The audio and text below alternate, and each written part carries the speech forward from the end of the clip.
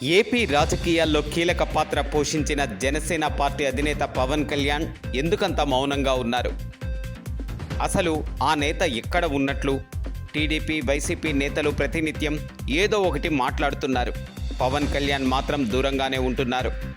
ఎన్నికల అనంతరం ఆయన ఎక్కడా ఏ మాట మాట్లాడలేదు. ఈ విషయంలో ఆయన ఆంతర్యం ఏమిటి అన్నది ఆ రెండు పార్టీల అధినేతలకు ప్రశ్నగానే మిగిలింది.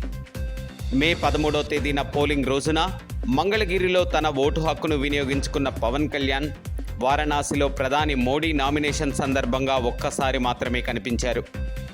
అనంతరం కాశీ విశ్వేశ్వరుని దర్శించుకున్న అనంతరం హైదరాబాద్ చేరుకున్న పవన్ అత్యంత గోప్యంగానే ఉన్నారు.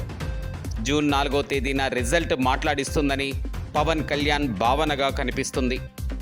అతి చేసిన హడావిడి చేసిన ఉపయోగం ఏమిటి అన్నది జనసేన ఫిలాసఫీగా కనిపిస్తుంది.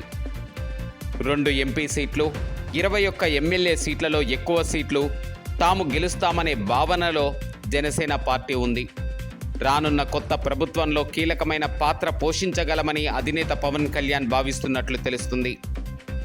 కౌంటింగ్కి ముందు ప్రకటనలు చేసి ఆ తరువాత ఇబ్బందులు పట్టడం కంటే మంచి రిజల్ట్ సాధించి ప్రజలకు తన నిర్ణయాన్ని తెలియచేయాలన్న భావనలో ఆయన ఉన్నట్లుగా తెలుస్తుంది.